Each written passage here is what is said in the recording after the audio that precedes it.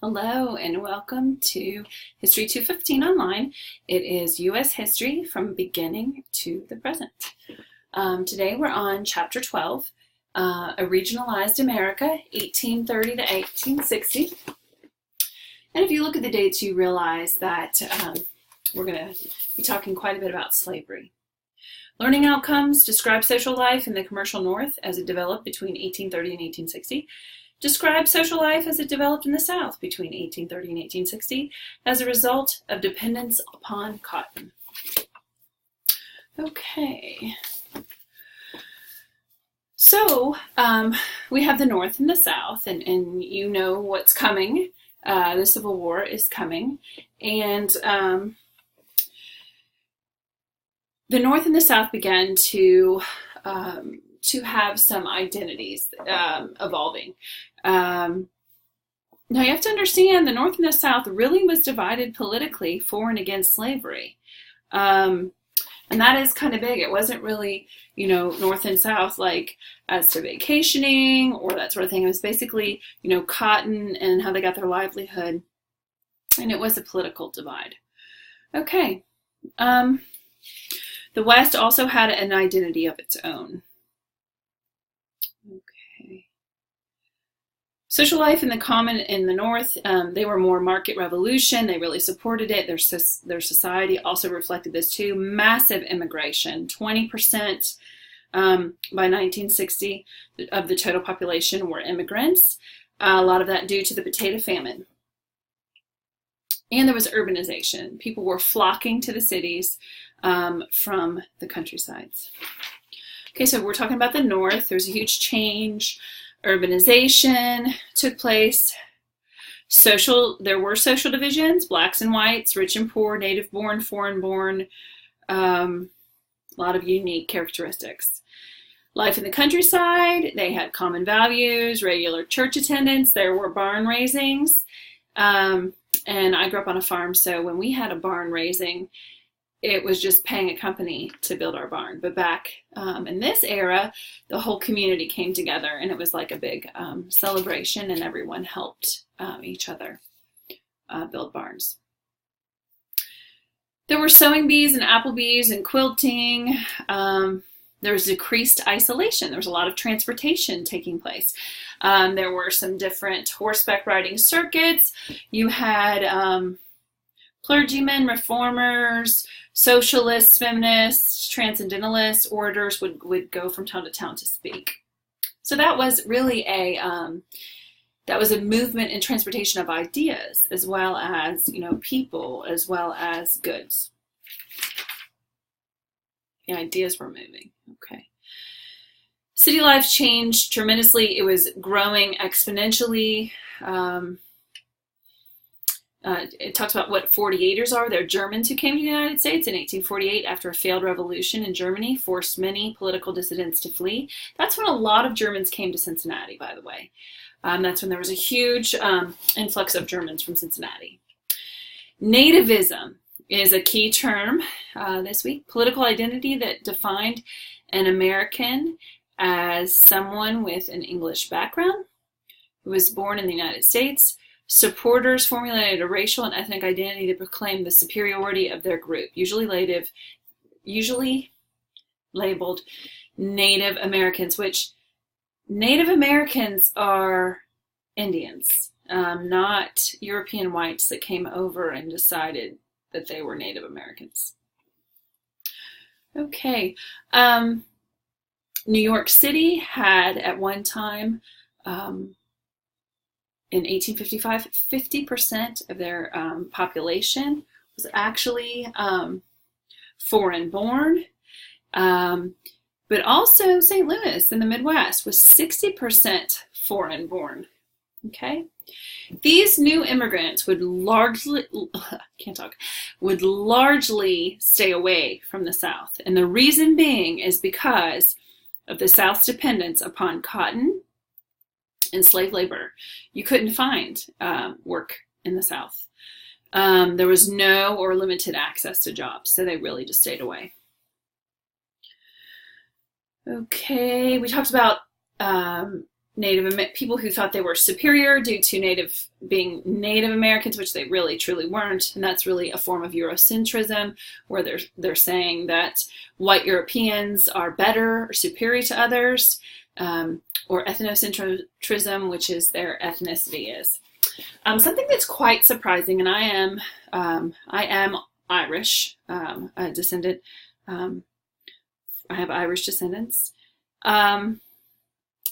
They really equated the Irish to that of black slaves. Although they were free, they were treated very, very poorly. And this was a type of scientific racism that was going throughout the country, where scientists would actually gather evidence to say that if you looked at the skull, if you looked at the nose or the facial features or the ears, that people were actually not as smart as white Europeans, and it absolutely was false and debunked later on. But this really pushed forward the ideas of slavery being okay, or treating the Irish inferior as well. The stereotyping was brutal. And historians, I say it over and over again, historians are very much against stereotyping. Stereotyping can kill people. Stereotyping is a very, very bad idea, especially in the area of history. Identity formation went both ways. There were little pockets where, immigrants would form and stay together. Okay. We talked about the Germans coming. They embrace a lot of cultural forms, harking back to their homeland. And one of these is really interesting, and it happened a lot in Cincinnati.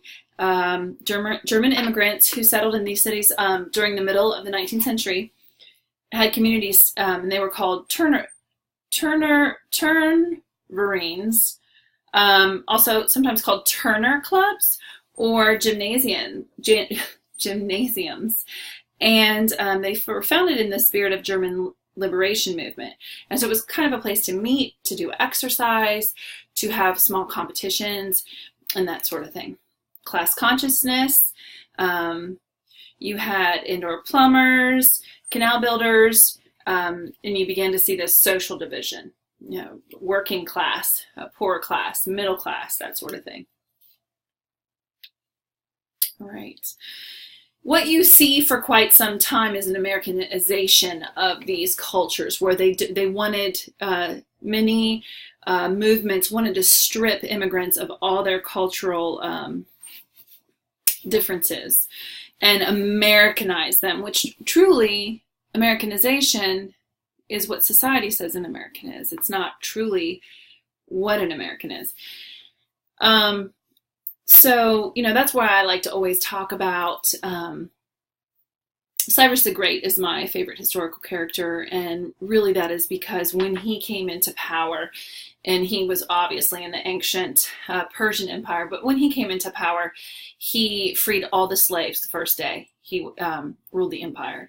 Then he went around from empire to his little empires, and he exchanged ideas. Instead of trying to make them all Persians, he would say, show me what your best food is, your best dances, your best cultural traditions, and he would exchange them. Then he would show them the best Persian traditions, but he never tried to change people, and as long as they were obedient, and then, we're peace-loving people, they could worship and live how they wished. And, I just really think, it's sad when we want to strip people of their cultures, because we're automatically saying that our culture is better, and that you got to be very careful, because there are wonderful things in all other different cultures that we can all learn. Okay, that was my spiel on Cyrus the Great, because I love him. Okay, so middle class. Women in the middle class. Women in the middle class were really important, because in order to be middle class, the woman had to stay home. And in order for her to stay home, she had to create kind of a perfect haven for the man to come home from this cruel, cruel world of working in this industrial, revolution, where before the woman and man were partners, and they raised their children together. They worked on the farm together, and there was a lot of togetherness, and there wasn't such a division of labor. Huge division of labor with industrialization, and the women's agency went down. And agency is one of our words. Their choices, working outside the home, their choices were very limited. It was get married, have children, listen to your husband. Your property became his property. He was in control of you. You were not even actually a citizen that could vote. You were considered a citizen, a person, but you had no rights, no agency, no voice. Okay, so middle class actually clamped down and took a lot of rights away from women. Now, if you were a lower class woman, you actually had more freedom, which totally blows my mind, but it's true. So a lower class woman could have more freedom to date, marry who she wished, because there was no money involved. Not that there was in middle class so much, but in upper class. She could work outside the home and have some choices, although, they weren't huge financial choices, education or anything like that. But she had more choices, and she had the ability to make the choices of marriage. More so than the upper and the middle class. Middle class women and upper class women were very much controlled by the patriarchal society. And it talks about that on 208. They were supposed to have this idealized perfect home, perfect children, perfect everything. Also, leisure came into the northern region. There was a lot of blackface and minstrel shows who made fun of slave life in the South and made jokes about it. And then Jim Crow references and kind of laughing about such. In the private spaces of their home, there was increased gas lighting, and Americans began to read more. Women began to read more. Middle class morality was starting to really take hold with the abolition ideology. Okay. All right, then we go on to free people of color in the North. They were very small numbers, but they were free. There were some black churches. You're going to read this week about Solomon Northup, and you're going to read his diaries, who was lured into the South to play his violin, which he had made a living off of. He had children. He had a house that he owned in New York. And he was captured for 13 years. 13 years a slave. I'm sorry, 12 years a slave. He was captured for 12 years. It's called 12 Years a Slave. Fantastic movie. Fantastically sad. Fantastically true. Fantastically historical. Wow.